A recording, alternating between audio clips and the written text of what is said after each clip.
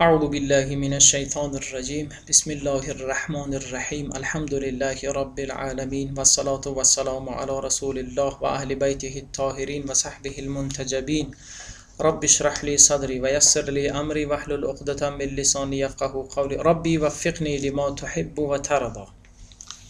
در آغاز جلسه امروز من لازم میبینم یک مرور کنیم بر آنچه که گذشت. دوستانی که درس های فلسفه را پیگیری میکنند میدانند که ما حالا در بخش شناخت شناسی قرار داریم. شناخت شناسی یک علمی بود که درباره شناخت ها و آگاهی های انسان بحث میکند. همچنین عرضم حضورتان ارزیابی، مورد ارزیابی قرار میدهد آنها را و همچنین تعیین میکند که کدامشان صحیحند و کدامشان خطا. این وظیفه علم شناخت شناسی است. همچنین گذشت که گفتیم در یک تقسیم بندی آگاهی های ما به دو قسم تقسیم میشدند: حضوری و حصولی. حضوری، آگاهی های حضوری همان شناخت ها و آگاهی هایی بودند که معلوم پیش عالم حضور دارد. توجه هستید؟ یعنی معلوم به تمام وجود پیش عالم حضور دارد و واسطه بین آنها نیست. حالا مثالاش گذشت، دیگر دوستان مراجعه کنند به درس های قبلی. این را هم عرض کنم که اصلا علوم و فلسفه سر و کارشان با آگاهی های حضوری نیست، مگر روانشناسان با آن سر و کار داشته باشند، کاری ندارند. اما آگاهی های حصولی آگاهی هایی بودند که بین معلوم و عالم واسطه هست. یعنی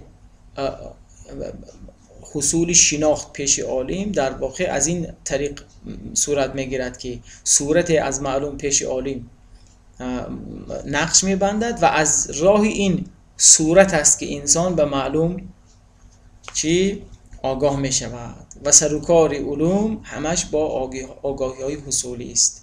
این هم گذشت که مفاهیمی که در ذهن ما هست اینها در یک تقسیم بندی به دو قسم تقسیم میشدند: کلی و جزئی. مفاهیم جزئی همان مفاهیمی هستند که در بیرون مصداقشان واحد است، یک تاست. مثل عرضم حضور شما مفهوم دوشنبه، مفهوم شهر دوشنبه در بیرون یک مصداق واحدی بیش ندارد.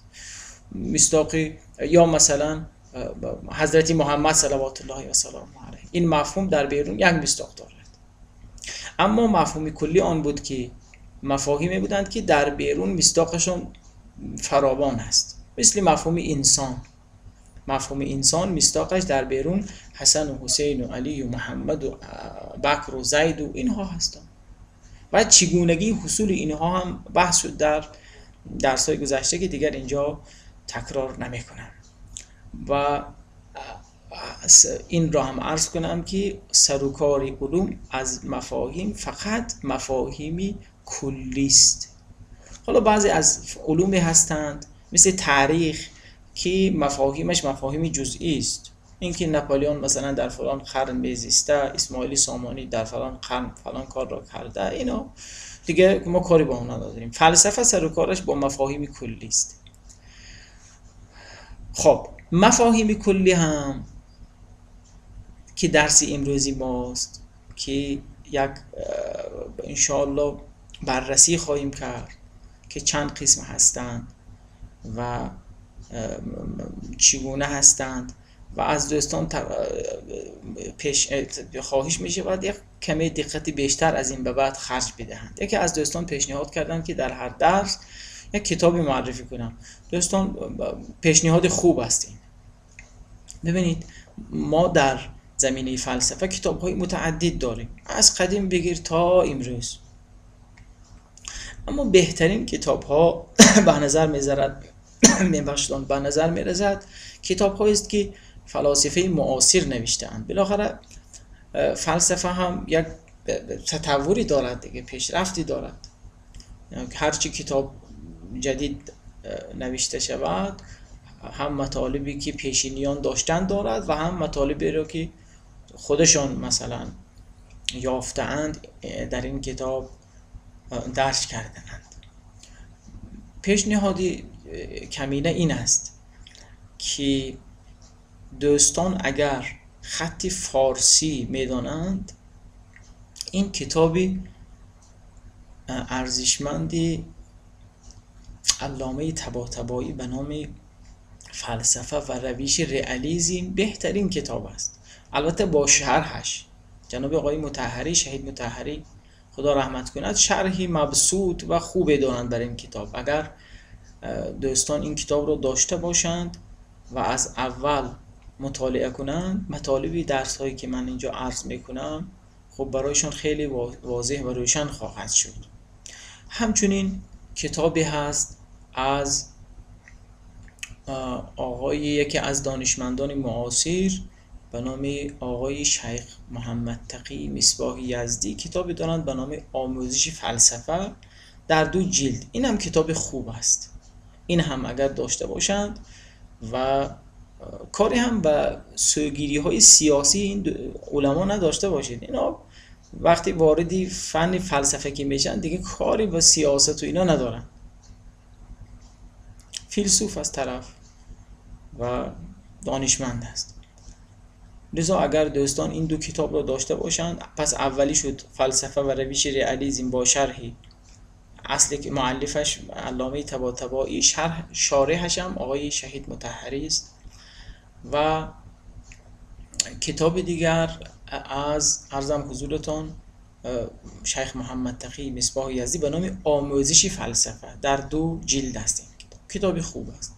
دیگر کتاب هایم هست. کتاب اشارات مرحوم بوعلی هم خوب است، اونم اگر با شرحش دوستان پیدا کنند، با شرح آقای مطهری خیلی خوب است و هست در کتابخانه ها، در کتاب فروش ها هست.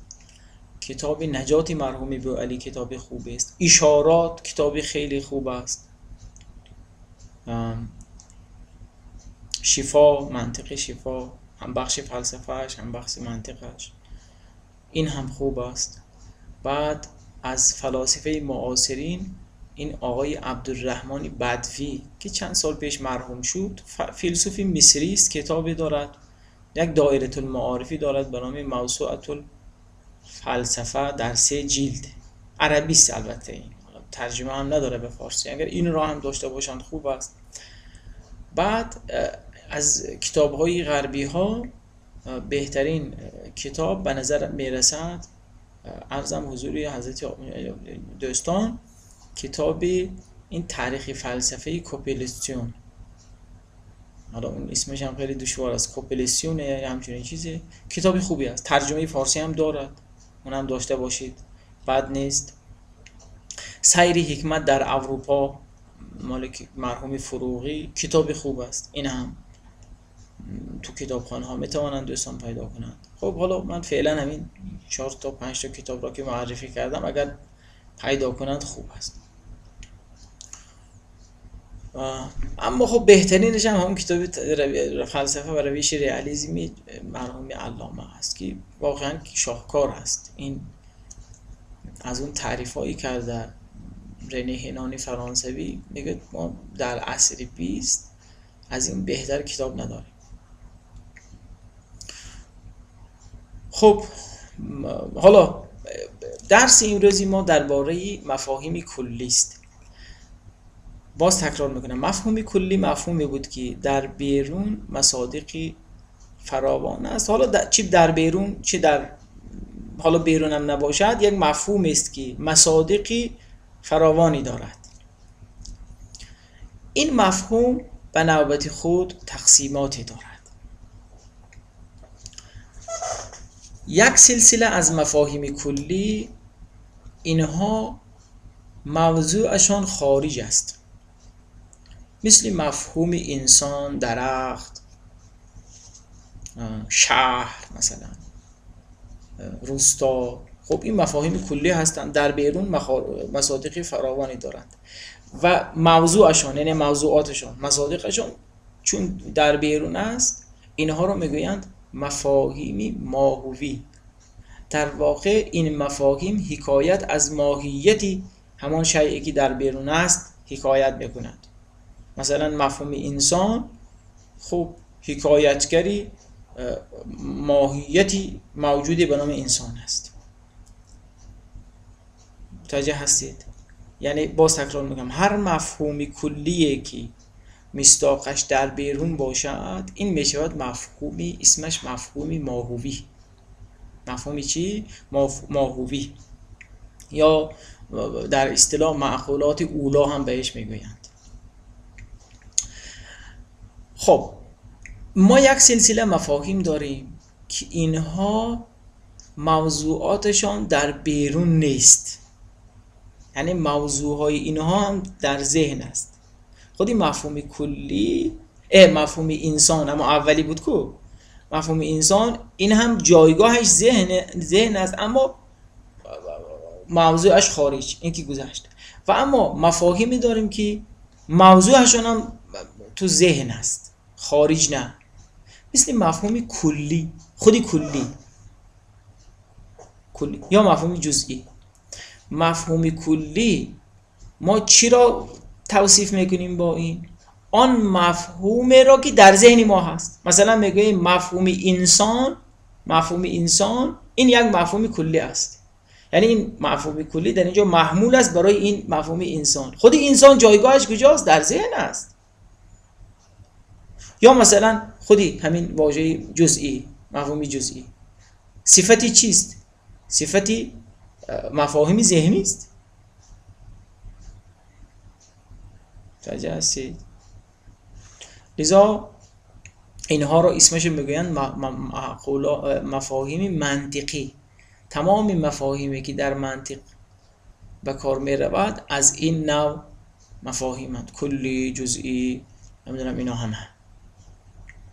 پس ما دو تا مفاهیم کلی تا هنوز با دو قسمتش آشنا شدیم. یک قسمتش بود موضوعاتشون خارج که اسمشون هست مفاهیم ماهوی. یک دسته از مفاهیم مثل واژه جزئی یا کلی مفاهیم هستند که موضوعاتشون تو ذهن. اینها رو اسمش رو میگویند مفاهیم منطقی. خب و اما یک دسته از مفاهیم هم داریم